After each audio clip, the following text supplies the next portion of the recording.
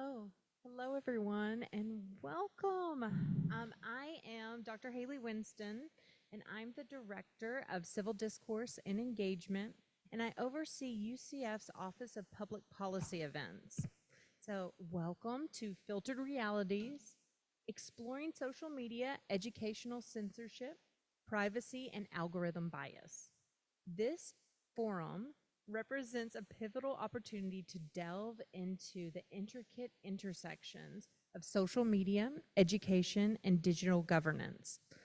Organized by the University of Central Florida, this event aims to provide a platform for robust dialogue and diverse perspectives on critical issues shaping our digital landscape. Our objectives here today are to dissect the impact of social media on educational environments, to navigate concerns surrounding privacy and data protection, to scrutinize the role of algorithms in shaping our online experiences, and to ensure that diverse viewpoints are not only heard, but also thoroughly understood. In this inclusive environment, we aim to foster informed discussion and debates that transcend conventional boundaries, allowing for a comprehensive exploration of the complexities inherent in navigating our filtered realities.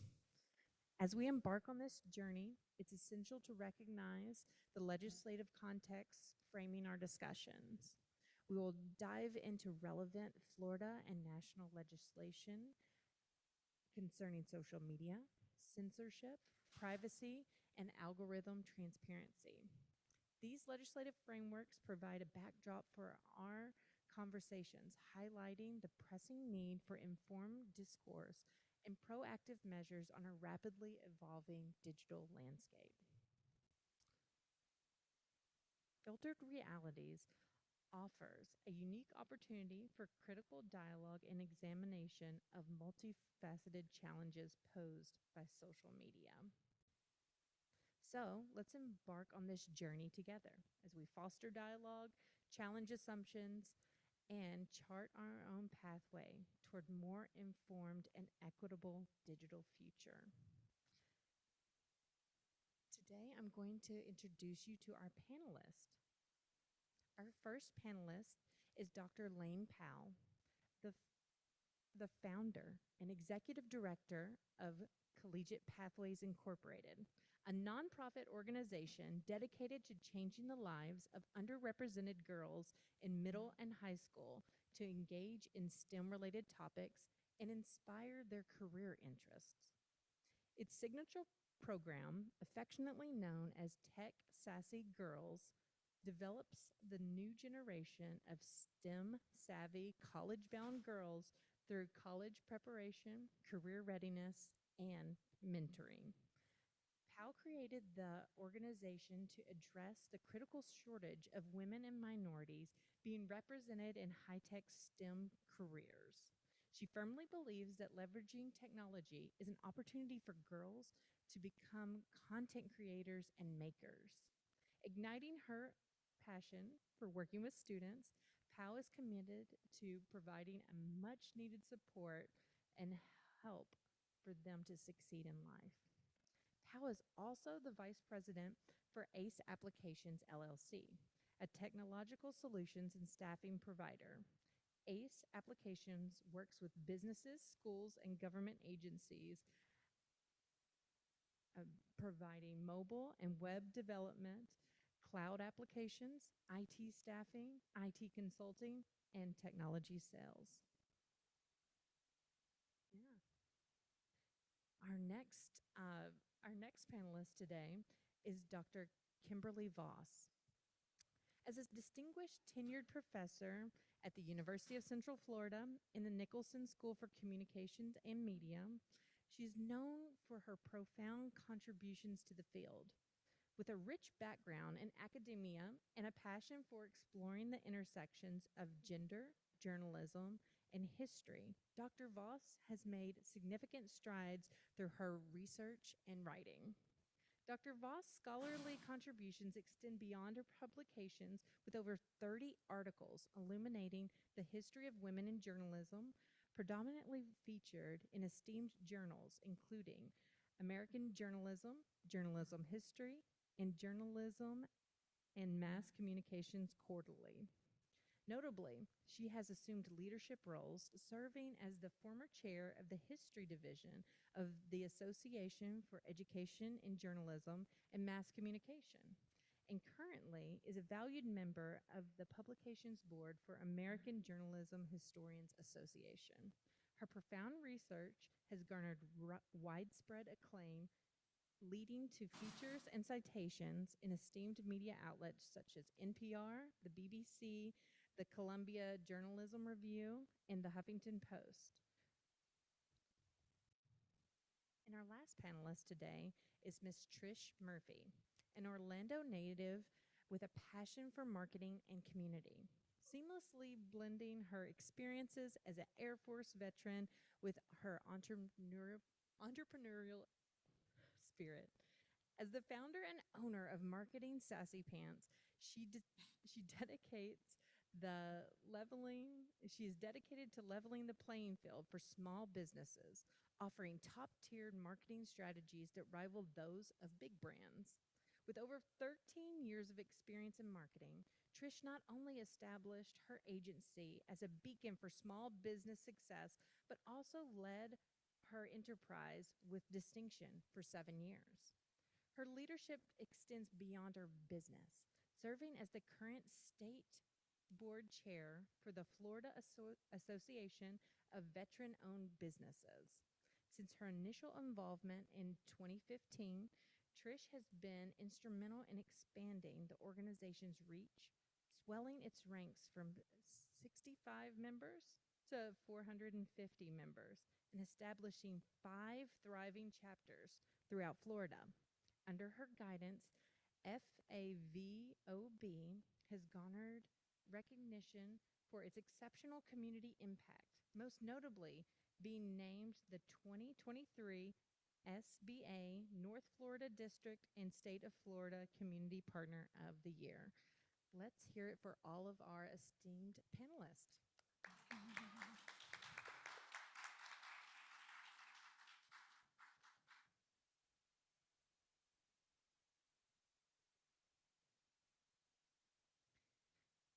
So we're going to start off with a question that is for all of our panelists, so feel free to answer in any order you like. But our first question is, how do you perceive social media platforms impact on educational environments, particularly in terms of censorship and accessibility to information? Yeah, I'll start. Obviously, social media is important, and those under 16 that are most impacted by the current legislation are not going to stop using social media. It's not going to happen. And it won't hold up by the courts. As of 1969, the Supreme Court said in Tinker v. Des Moines that students as young as middle school have First Amendment rights at school. So this is obviously a violation of that. I can't imagine the courts would back this up when it gets tested, and it will get tested. But this is how those under 16 in particular communicate. And so to take that away from them is a clear violation of their First Amendment rights. And of course, at the college level, it's silly to think you could even discuss that. But taking away social media is not something that's going to happen. You can try to shut down certain kinds of social media, and another one will pop up. I think the spirit in which the bill was inspired, I'll say, was to protect students from online bullying, privacy, mental health issues. However, this bill poses a lot of questions for me, especially as our nonprofit Tech Sassy Girls works with young students, in terms of what role does social media play in the lives of young people, and where does parental responsibility lie? So I think we have to have a broader conversation with our agencies, our government agencies, our political figures, our parents, and these tech companies to truly understand how these students are using social media and how they're leveraging it. And let's come up with a way that is safe for them to use social media versus taking that right away from them. So was the question about how it affects their education, or were we specifically talking about the bill? Talk about the bill. We'll address that since. So I have a take on it a little bit differently as a business owner. I sign contracts. I have, employees who sign contracts. I sign contracts myself, et cetera, et cetera. So anytime, if you've ever been, I know you've been on a social media platform, you've set up a profile, you all have to click terms and services. We have to ask ourselves, does a 13 and 12-year-old have the legal right to enter into a legal agreement that way? It's a question mark we have to ask ourselves, right? At what point do they have that authority? And so that's a question that we have to solve for. There's a lot of really great things about social media. There's a lot of not good things, right? I would say that social media is an expression of the very best and the worst that humanity has to offer. And we have to ask ourselves, do we want to allow the world access to our children, uncensored, unfettered, at such a young age without providing some level of protection? So I think the bill backs up parents a lot. I think I may have 4 kids myself, right? I've raised 4 kids. I understand the struggle, and I see why it's difficult for parents. It is very challenging to know what's happening all the time. I was a little bit more of a strong-handed parent, so I had no problem taking away all their privileges that way. But, they squawked about it, right? So I can get why parents would be like, okay, fine, have it. So I get it. It's a struggle.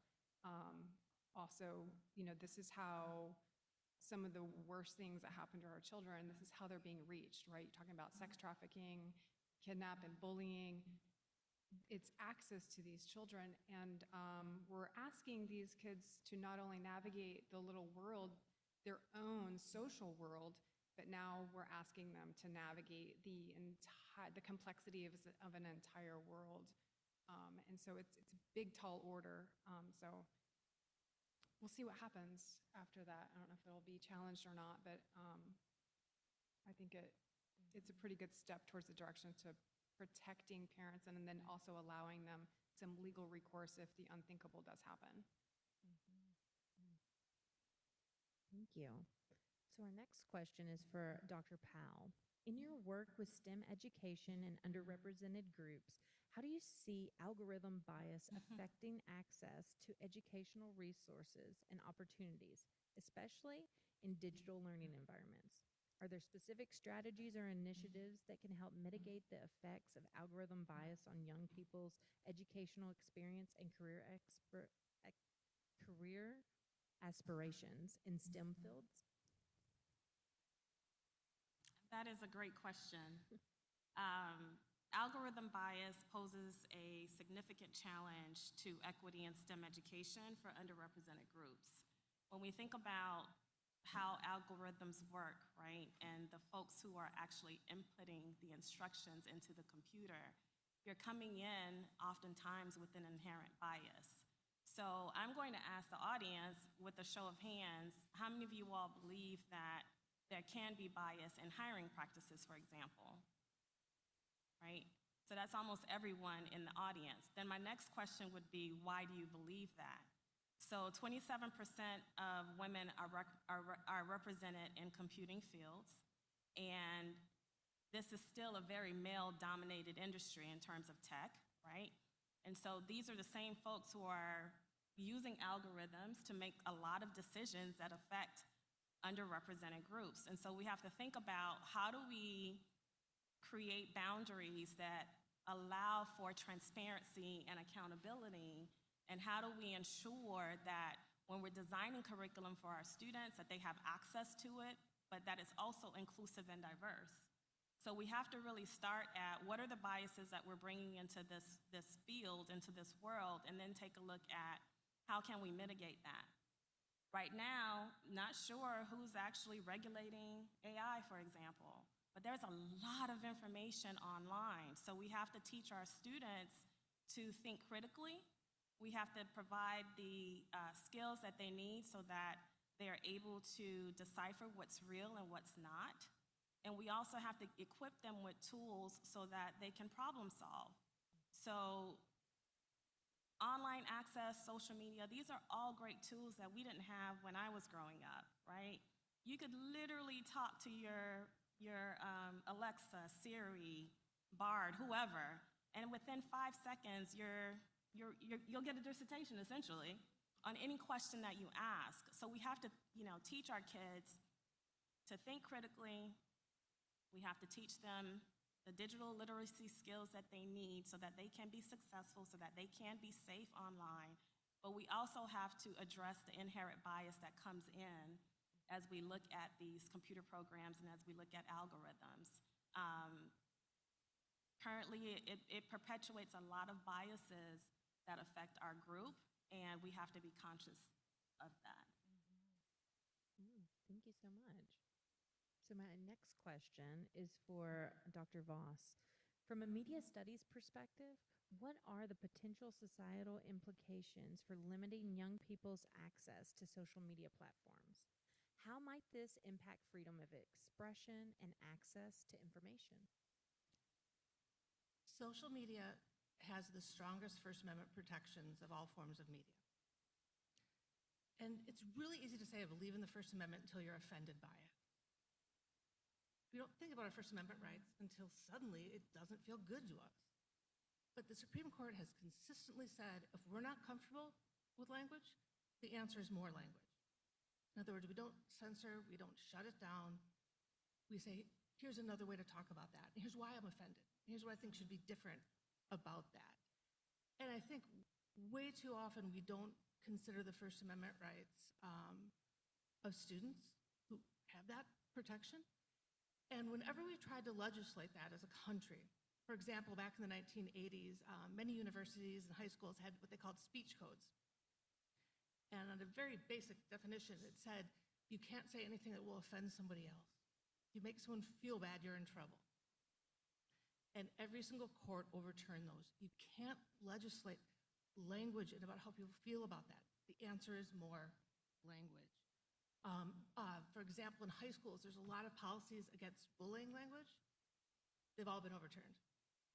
As bad as bullying language can be, it's still covered by the First Amendment. And to what you were saying, I think really the answer is more media literacy for students to understand what's happening with social media and how it could impact somebody. But legislating language has never been validated in this country, and I'd really hate to see it happen now. Yeah, thank you so much. My next question is for Ms. Murphy. Given your expertise in marketing and community engagement, can you share any experiences or insights on how small businesses might be affected by algorithm biases on social media platforms and how they can navigate these challenges? I could actually talk quite a bit of firsthand experiences about this. So I spend almost all day on social media and really not even for myself. So I'll talk about the good things about social media and the algorithms and how that helps small businesses, and we'll talk about some of the drawbacks. So on the positive, social media is a leveling playing field. Small businesses have the exact same access to the same people that these big brands do, right? It's free and they have the same access. There's never been a medium available for a small business in that same capacity ever before. So in that way, it's tremendously helpful. On another, not so good, some of the more negative is the algorithms really do regulate certain industries strongly, almost unfairly, right? So some of these industries would be, like insurance, mortgage, real estate, housing, employment is another one. And then, the firearms industry, I've worked for, like custom, my firearms, not these big guys, but like the custom guys. And you can't, I've seen the evolution over the last 10, 12 years.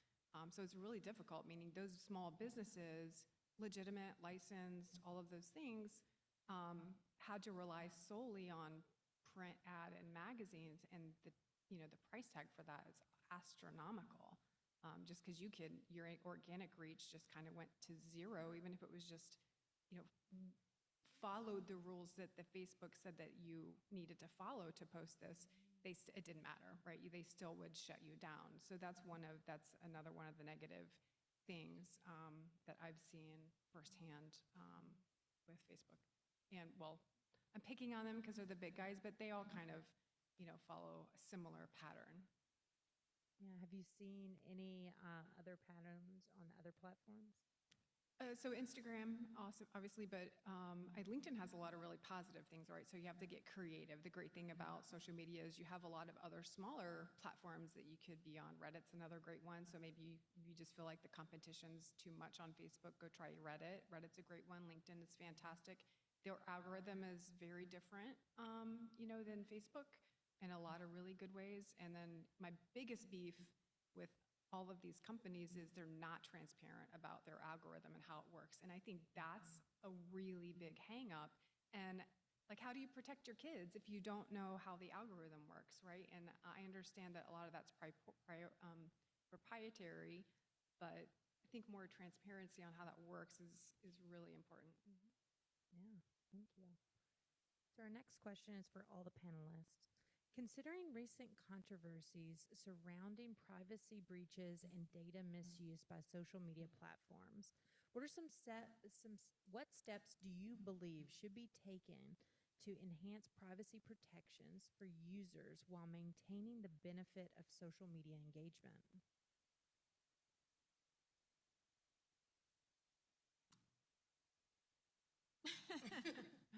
We're all looking at each other like, who's going first? Transparency, as you mentioned, Trish, is critical, right? So data collection, how is that data collected? What is being collected? Why is it being collected? I think we have to take a look at that at its core, because data is currency. And we're so quick to give up personal information without a second thought if it's a free app, right? So because we don't want to follow the subscription model, we don't want to pay a monthly fee to use this particular software, but understand that nothing is free in life. There's a cost for you sharing that data with this particular company that is collecting this data on you, and then sometimes even going out and selling it, right? All the spam calls we're getting all of a sudden, and the emails, et cetera, that data is being aggregated from somewhere. So we have to think about, why is all this data being collected? How are they using it? Are they leveraging it for good? And then we have to equip our students and our parents as individuals to fight for legislation for fair practices in data transparency. Because without that, I'm not sure how we're going to continue to protect our kids, and I'm not sure how we're going to keep them safe and teach them those digital literacy skills that they need to be successful in life. I have two thoughts on that.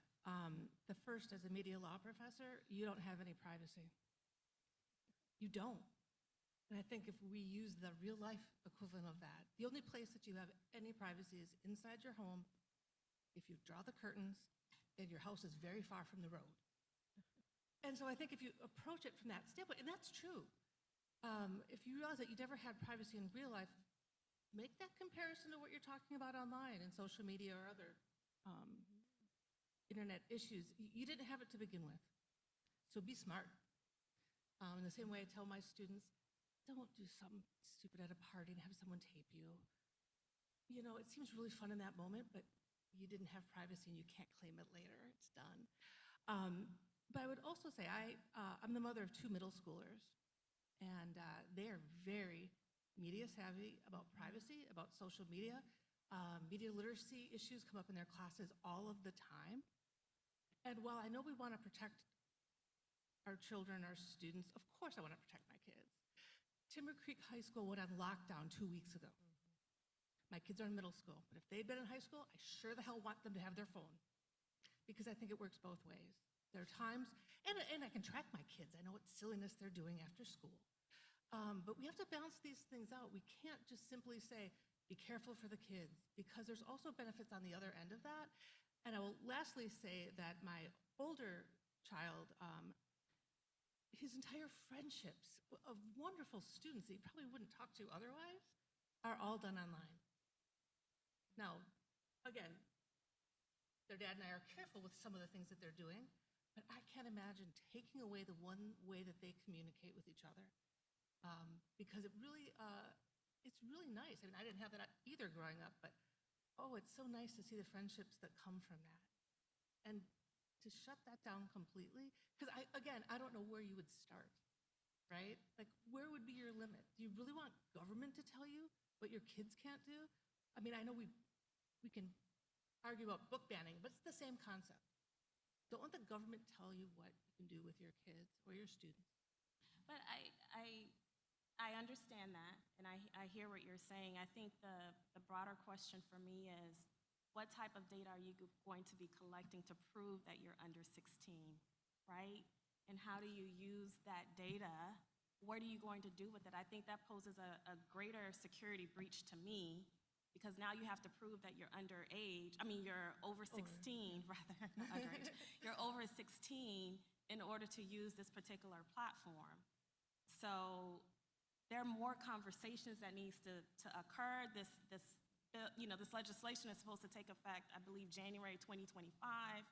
So they're giving parents time, to adjust to this new law. But we have to really ask those hard questions and hold these companies accountable for how they're leveraging this data. There's no transparency right now. Those terms and conditions that we all ignore, right, that are 20 pages long because no one wants to sit down and read them, you've basically given these platforms access to everything, like you've mentioned. So we have to be mindful of that, and we have to bring all these entities together to have a conversation about this so that we can use social media effectively. Nice. All very good points.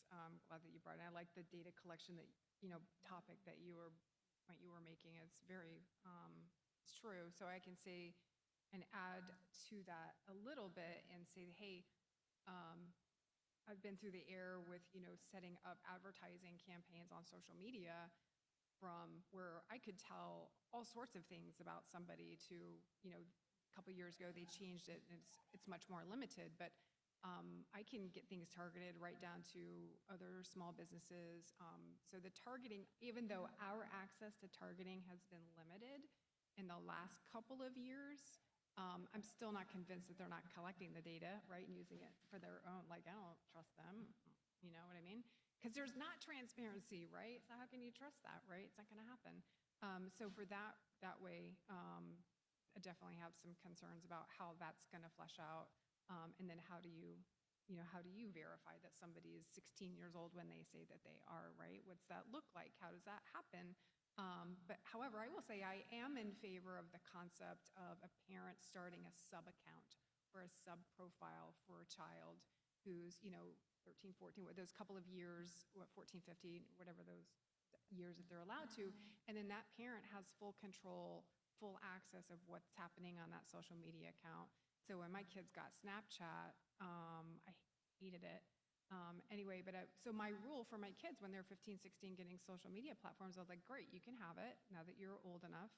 But I have to, A, be your friend and no deleting stuff. And I can go through your stuff anytime I want to. If I get a weird feeling, I'm going through your junk. And if you have a problem with it, we're just going to take your phone.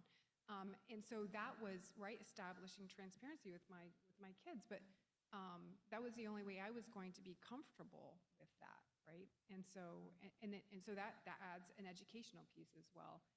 How are we educating parents? I think we're doing a terrible job of this. And we have dove headfirst into this new technology of social media. So I looked up that Facebook was launched, February last month was their 20th anniversary. So social media has been around for 20 years. And we have just nosedived right into that concept without any real conversations about how that changes our society, what the repercussions are. And we just give our kids full access to it. Here's all of our data. Do, sell to me, whatever you want, share it with whoever you want to share it with. And now that we've been living this for 20 years, I think we're facing some realities about what this is really doing. And so now I think it's time that we can put in some mechanisms to protect us and course correct a little bit now that we're really understanding how this is affecting us.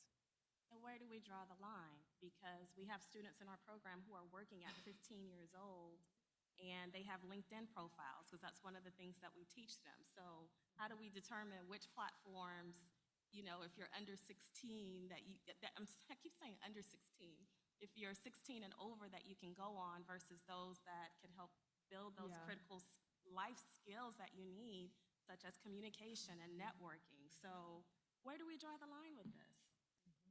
There has to be more discussion about about this ruling that has come down essentially, and then the awareness piece.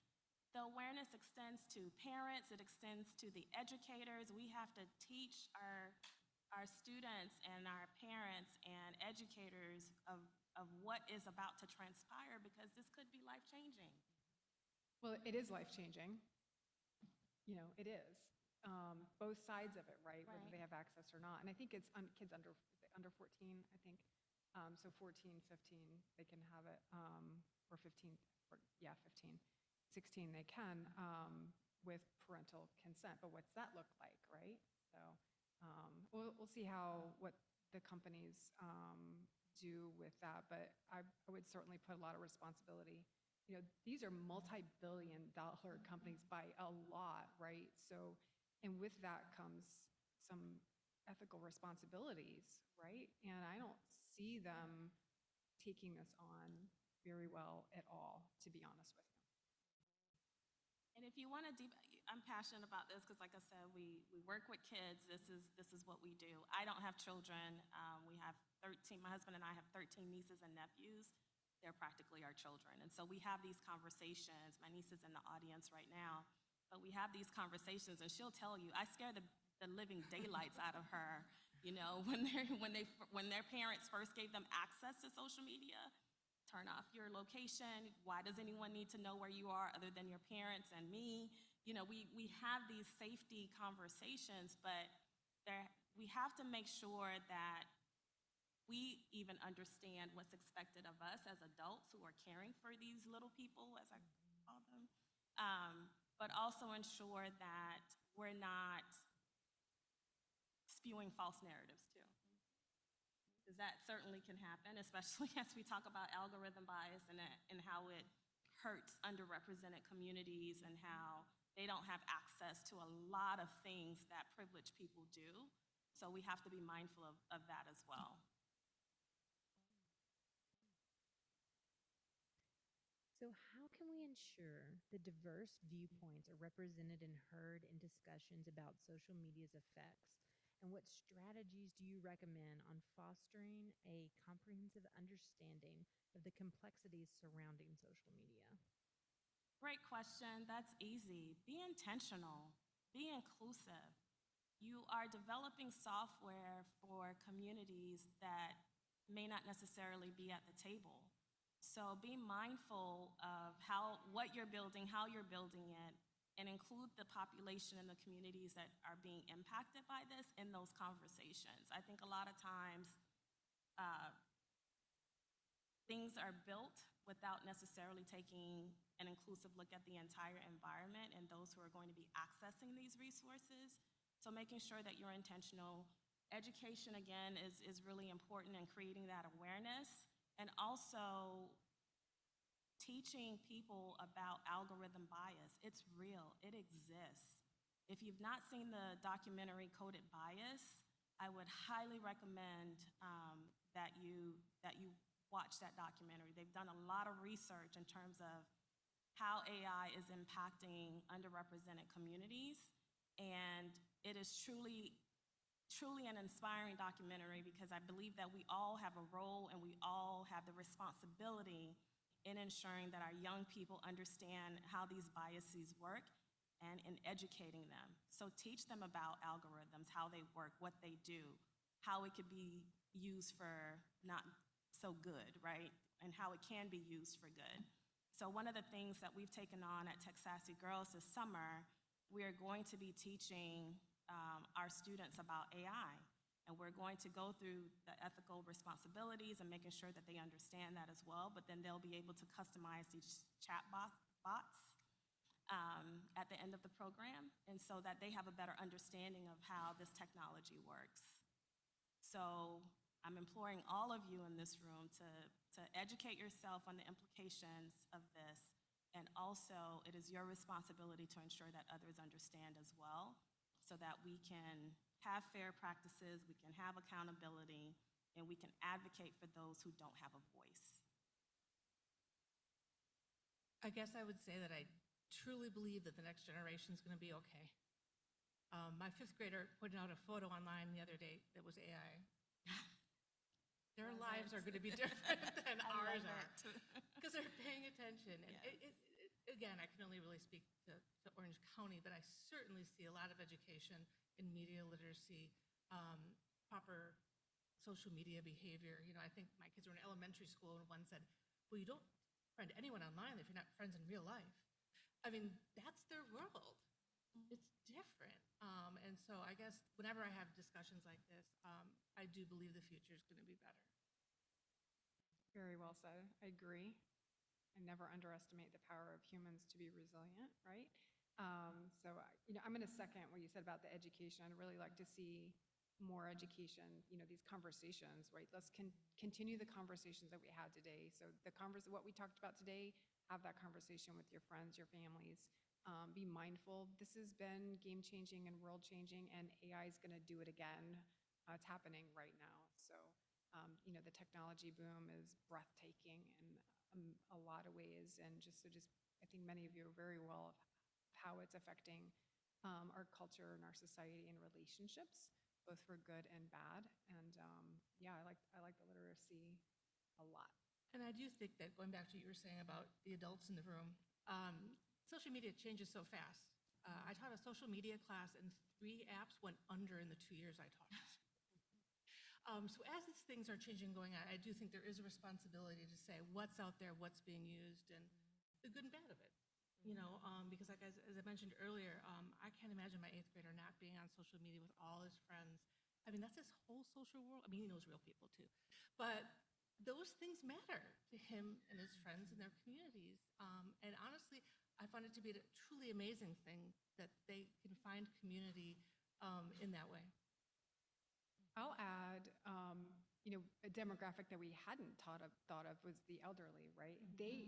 I don't trust my 75-year-old aunts on social media, and just recently, my 76-year-old mother-in-law had her Facebook, account completely hacked. Everybody thinks she's selling Bitcoin, right? I'm like, have you met her? I don't think so.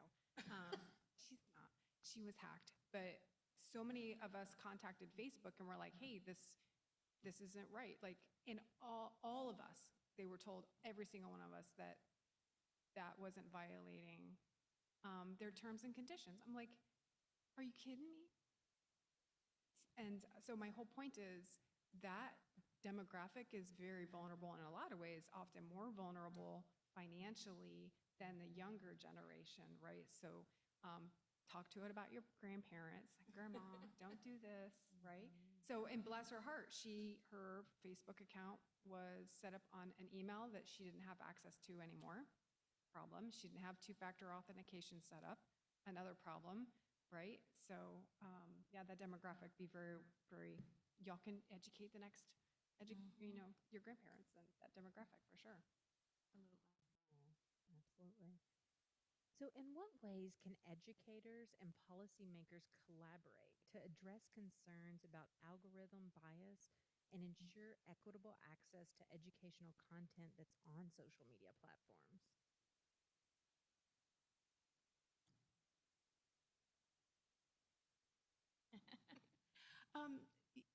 It's hard to imagine a world where, I'm speaking about UCF in particular, but college students in general, where we wouldn't have social media. We have entire programs at UCF where the whole major is fully online, and minors that are fully online. I mean, everything is in web courses. We're under federal control to have our students log in the first week of school at UCF. They have to go on to web courses. The point I'm making is that you can't just ignore it. You can't say, well, I'm not going to have my students do that. We have to. And in some ways, it's wonderful being able to upload things and give access to things that students have never had that easy access to before. But I think we have to be realistic about how social media and how the internet works. You can't just say, oh, I'm not going to go online. In fact, I was at a while ago, I was at a career fair type thing at UCF, and someone had asked a question, what about the silly things you posted online when you're in college? She said, better to do that than nothing at all. In other words, having no online identity was actually more suspect than the sometimes silly things that we all do when we're young. So I think part of what we need to talk about is the fact that this is going to happen. And, we can try to talk about the safest way for our children, but by the time you get to college, you're going to have to be online. You're going to have to be in something like web courses, some content program. And so these things are, whether they're good or bad, they're happening. And again, at UCF in particular, it's mandated in a lot of different ways. And so we can try to have best practices, but it is what it is. And, in Orange County, students usually take 2 online classes in high school. And they're doing that because they're going to have to do it in college. So I think some of this needs to be quick if we think it's that much of a problem, because it's happening right now.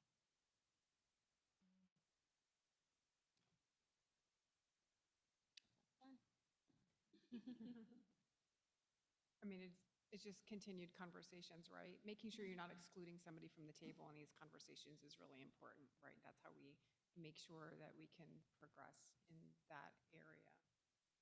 I think we've covered many of the same bases, right? Yeah. Do you all have any other closing statements that you would like our audience to know about this topic? Leverage it for good. Leverage social media for good. Everyone's using social media. Be careful of the government controlling it. So I'll tell you, like I tell my businesses, a couple of things I'll tell you. Number one, everything you do online brands your business, right? If you're putting stuff on your personal Facebook page, if you're a business owner, people will judge whether or not they're gonna do business with you. So I tell them that all the time. Like, listen, doesn't mean you can't post that silly stuff. You just understand that it is gonna impact your reputation and your business. Be very well aware of it. And another thing I tell, especially my kids, is you are responsible for the energy you put out into the world, and that includes what you post on social media. And you have a responsibility for how what you post makes other people feel. You have a moral responsibility, perhaps not a legal one, but you have a moral responsibility for that. Well, thank you to all of our panelists.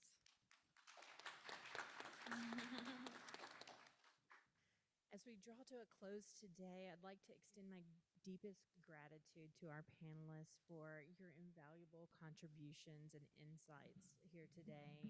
Your expertise and your perspectives have helped us truly understand this much more deeply. So I want to encourage all of the participants here today to continue to think critically about the issues that we discussed here today and explore further avenues of research, advocacy, and action that you can take.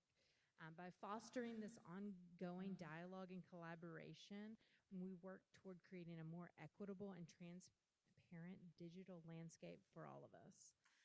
And I also would like to extend a offer for you to come to our next public policy event, which will be on April 17th. Here in the same room, so the Key West Ballroom, where we will be talking about AI and career pathways. So we touched on AI a little bit today, but we're going to go deeper into it on that next public policy event. So thank you all so much for being here today, and go forth. All right.